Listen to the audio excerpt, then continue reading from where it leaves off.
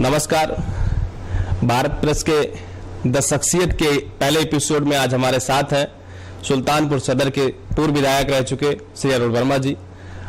आज हम अरुण वर्मा जी के राजनीतिक उतार चढ़ाव और किस तरीके से एक किसानी खेती किसानी के पृष्ठभूमि से जिस तरह से इनका बैकग्राउंड आता है, पिताजी गांव के प्रधान रह चुके और किसानी का उनका जो बैकग्राउंड है, वहां से विधायक जी किस तरीके से मतलब अपने आप को इन्होंने स्टैंड किया, आगे क्या क्या इनकी रणनीतियां हैं, कैसा इनके जीवन का विभिन्न पहलुओं पे उतार चढ़ाव रहा, इन सब के बारे में जानेंगे। विधायक जी, जहां तक हम लोग जानते हैं कि आप इंजीनियरिंग के छात्र थे और इंजीनियरिंग के छात्र होने के बावजूद आपने राजनीति में कदम रखा, किस तरीके से आपका मन बदला और कैसे आपने जो है इंजीनियरिंग करने के बजाय जो है एक इंजीनियर होने के बजाय आपने एक राजनेता का करियर चुना? देखिए, हम लोग सबसे पहले तो राष्ट्रीय अध्यक्ष समाजवादी पार्टी माननीय अखिलेश यादव जी, उनका आभार प्रकट करता हूं कि जिन्होंने यहाँ तक हम लोग को पहुँचाया। और आपने सही कहा कि हम लोग गाँव से चल के आए थे इंजीनियरिंग एडमिशन इंजीनियर बनने के लिए, लेकिन कहीं ना कहीं हम लोग हमेशा छात्रों को आंदोलन को आगे बढ़ाने का काम किया है। हम लोग पेपर के माध्यम से हम लोग देखते थे कि आदरणीय अखिलेश यादव जी कि उन्होंने इंजीनियरिंग की हुई थी, उसके बाद उन्होंने पॉलिटिक्स में आए, तो वो हम लोग के प्रयास स्रोत थे।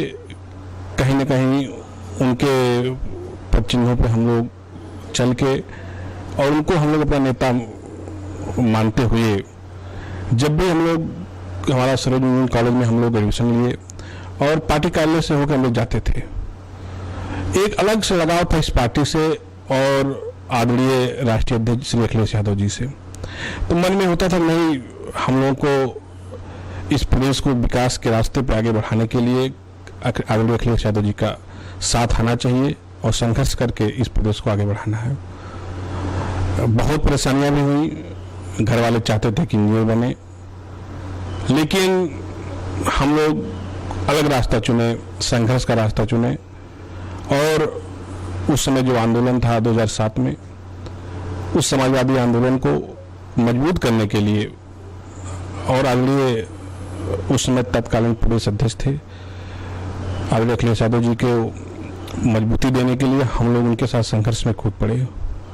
हमारे कई साथी, चाहे वो अयोध्या से विधायक रहे पवन पांडे जी हों, अतरौलिया से विधायक संग्राम यादव जी, पीडी तिवारी जी, अनूप सिंह, ऐसे कई हमारे साथी, एमएलसी हैं राजेश यादव जी, संतोष यादव जी, सनी, मनीष से लेके कई हमारे साथी, उस समय हम लोग उस आंदोलन में माननीय अखिलेश यादव जी का साथ दे रहे थे।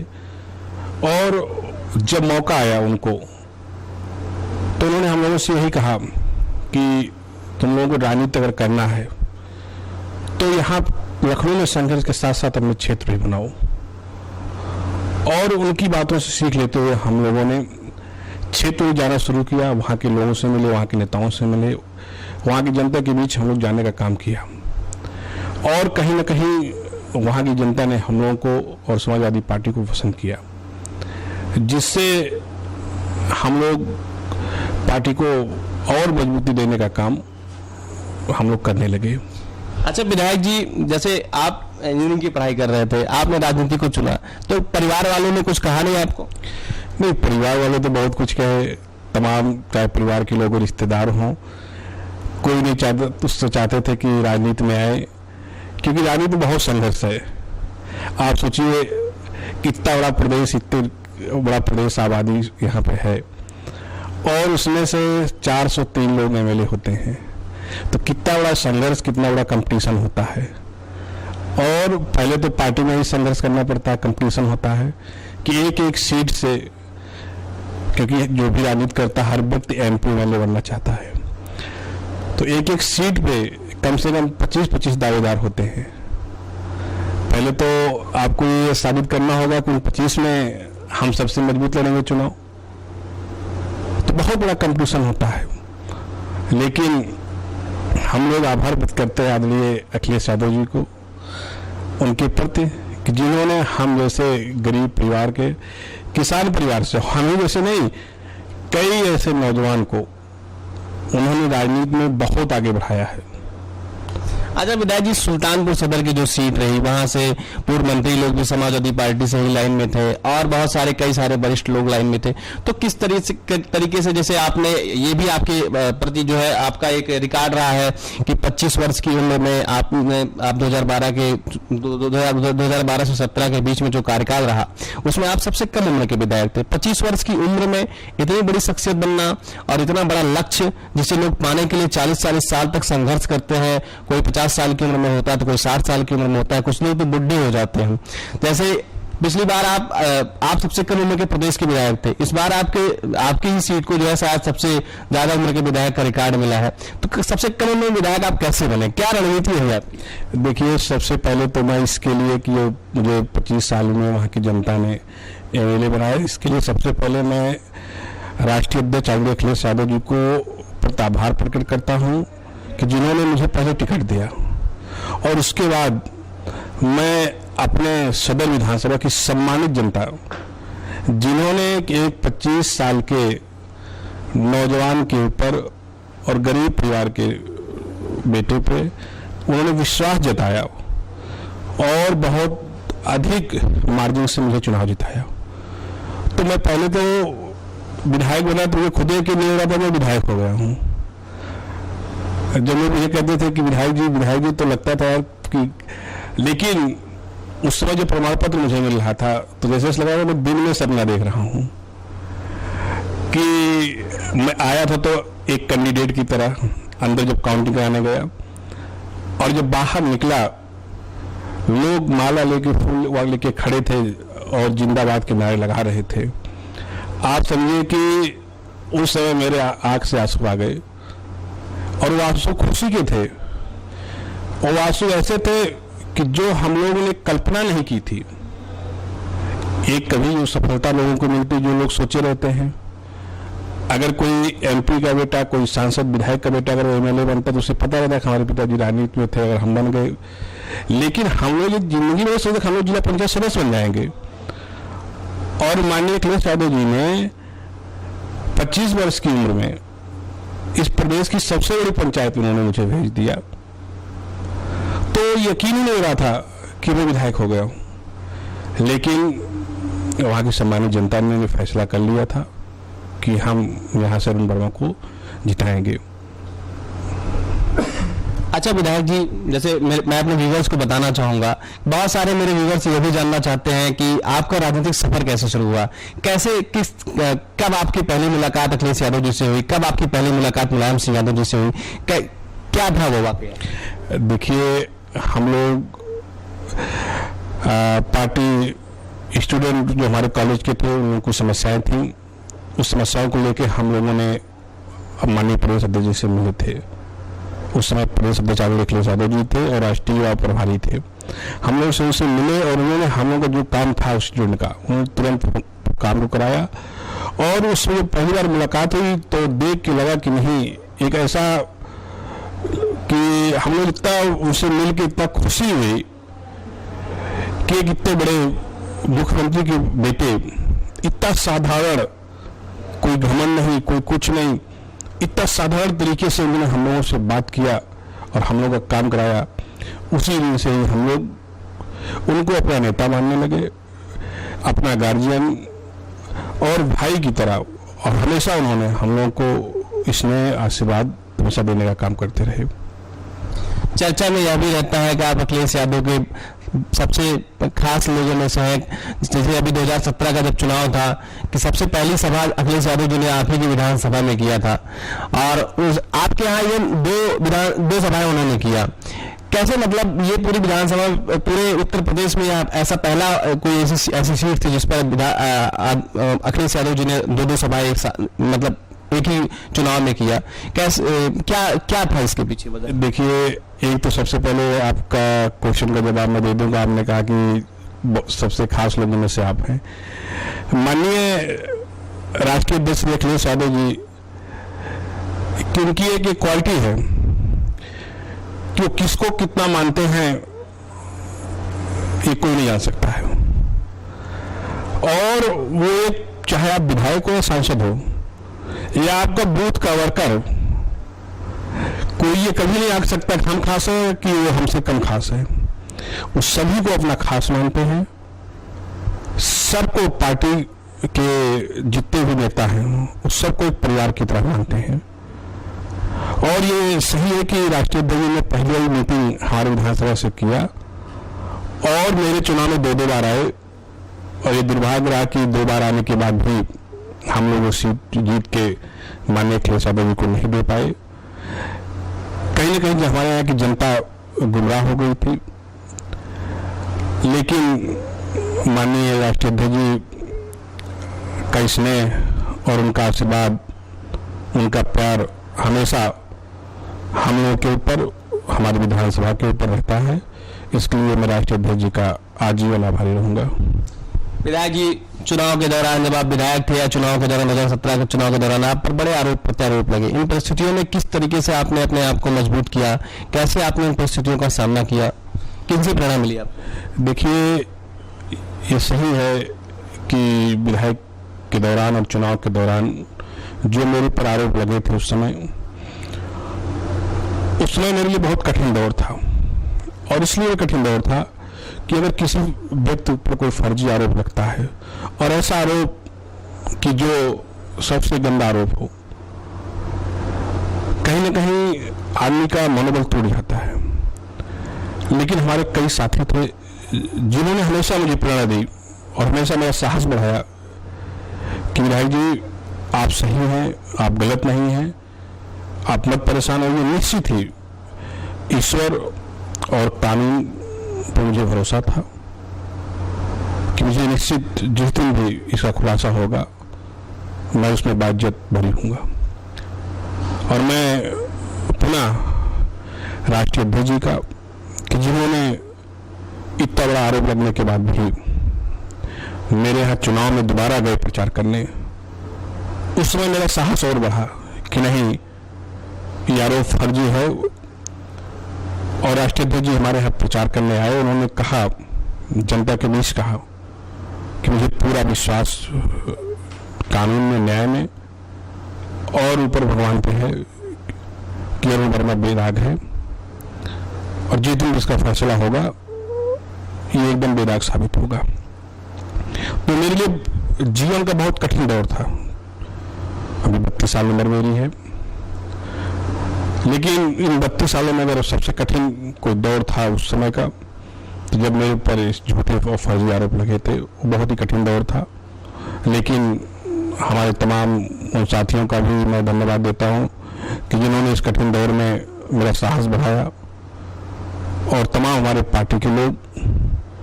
ये जरूर सही है कि कहीं ना कहीं इसमें हमारी बदनामी के साथ साथ पार्टी की भी छवि खराब होने का काम हुआ था उस समय, लेकिन उसके बाद भी राष्ट्रीय अध्यक्ष जी का भरोसा हमेशा मेरे ऊपर रहता है, विश्वास हमेशा मेरे ऊपर रहता है। तो पूरा प्रयास करूंगा और आजीवन जो एहसान इस पार्टी, समाजवादी पार्टी का, राष्ट्रीय अध्यक्ष जी का मेरे ऊपर और मेरे पूरे परिवार के ऊपर है, हम लोग कभी, मैं ही नहीं, मेरी आने वाली पीढ़ी कभी उसको चुका नहीं सकती है। और हम लोग अंतिम सांस तक समाजवादी पार्टी और आदरणीय अखिलेश यादव जी का जिंदाबाद करते रहेंगे। सुल्तानपुर के लोगों से जब मुलाकात होती है तो लोग कहते हैं कि अरुण वर्मा जी लोकसभा चुनाव के सबसे प्रबल दावेदारों में से उनका नाम है। क्या कहना चाहते हैं आप? क्या लोकसभा की आप देखते हैं अपनी दावेदारी? देखिए, ये तो वहाँ की जनता का प्यार और उनका आशीर्वाद है कि ये लोग कहते हैं नहीं, हम प्रबल दावेदार हैं। जबकि देखिए, टिकट आवेदन किया गया था, आवेदन मांगा गया था पार्टी ने, तुम्हारे यहाँ से कई लोगों ने आवेदन किया, हम लोगों ने आवेदन कर दिया है। ये तय करना राष्ट्रीय अध्यक्ष का काम है कि किसको पार्टी से वहाँ लड़ाएगी, और हम लोग सिर्फ यही चाहते हैं कि भारतीय जनता पार्टी को हटाना है। कोई भी चुनाव लड़े, XYZ, जिसे भी टिकट मिलेगा, हम लोग मजबूती से समाजवादी पार्टी के हाथों को मजबूत करेंगे। और जो समाजवादी पार्टी का कोई भी उम्मीदवार होगा, मैं चुनाव लड़ूं या कोई और लड़े, लेकिन हम लोग एक साथ होके इस बार समाजवादी पार्टी को जिताने का काम करेंगे। अरुण जी, जब आप विधायक थे उस समय आप मतलब और आज आप विपक्ष में हैं अपने विधानसभा में अगर देखा जाए तो तो अब तब और अब में अपने विधानसभा के क्षेत्र के विकास और विभिन्न पहलुओं पर आप कैसा महसूस करते हैं? क्या आपको पहले और आपके में तुलनात्मक क्या नजर आता है? क्या था? देखिए, ये सही है कि पद पे था तो व्यस्तता ज़्यादा रहती थी, और हमारे बहुत से साथी जो हमारे दोस्त थे, जो साथ पढ़ने वाले कई हमारे मित्र थे, हमारे कई रिश्तेदार जो थे, वो सब जब विधायक था तो कहीं ना कहीं लोग नाराज रहते थे। और ये सही है कि नाराज होना उनका स्वाभाविक था।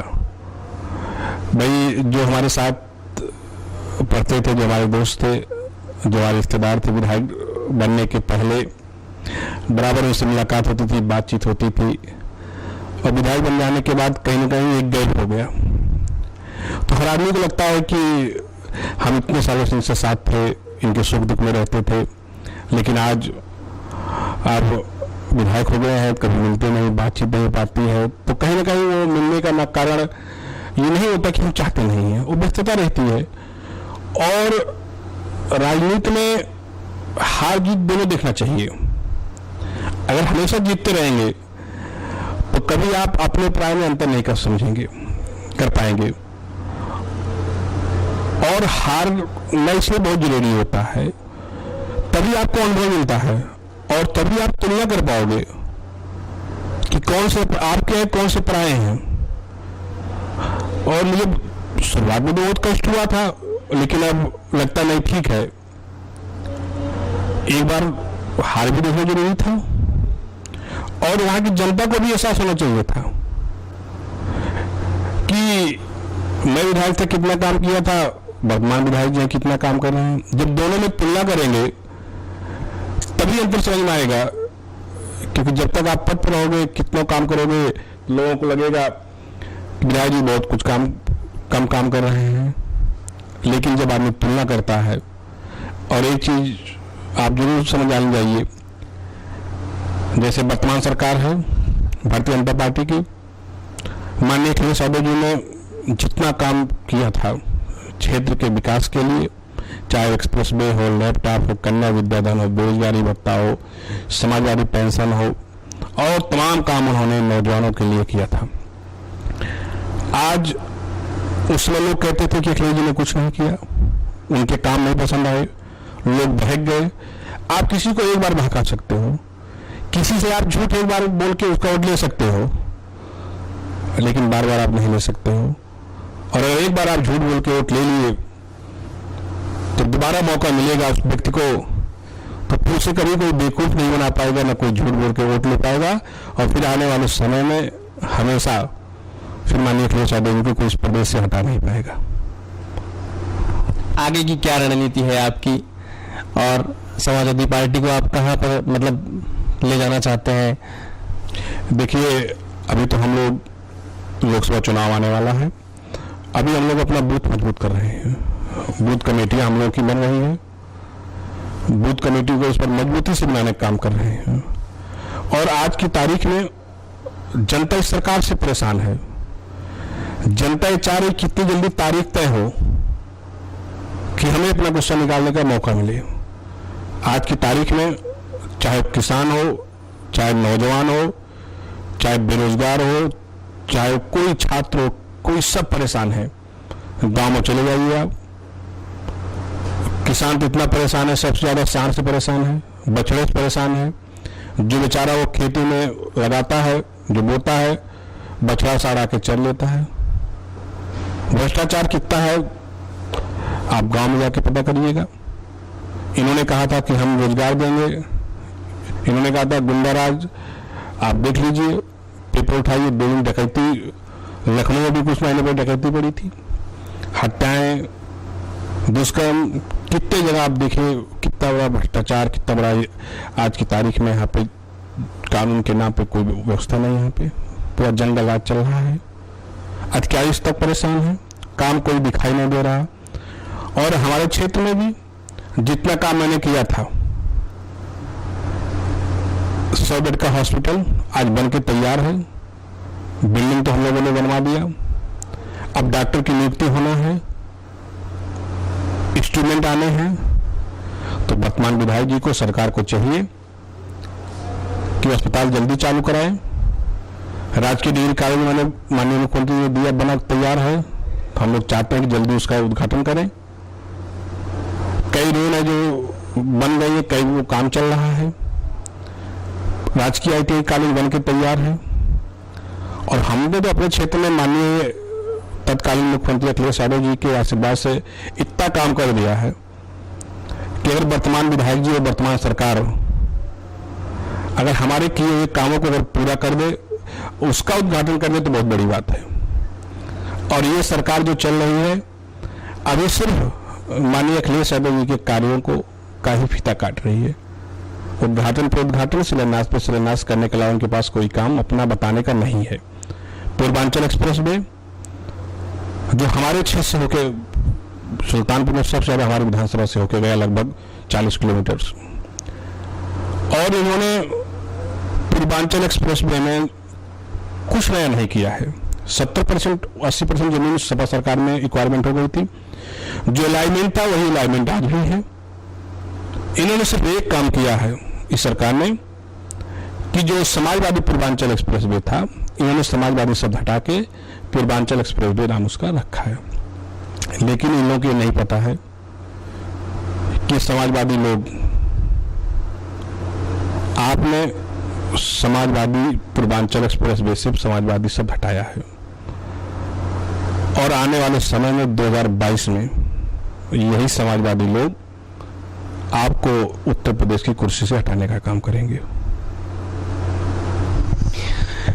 तो आज हमारी मुलाकात एक ऐसे शख्सियत से हुई जिन्होंने 25 साल की उम्र में ही एक ऐसा मुकाम हासिल किया जिसके लिए लोग वर्षों तक संघर्ष करते रहते हैं। इन्होंने अपने क्षेत्र को विकास में एक अग्रणी विधानसभा के रूप में विकसित करने का भी काम किया। मैं धन्यवाद अदा करता हूं श्री अरुण वर्मा जी का, जिन्होंने आज हमारे द शख्सियत शो के लिए समय दिया। धन्यवाद अरुण जी। धन्यवाद।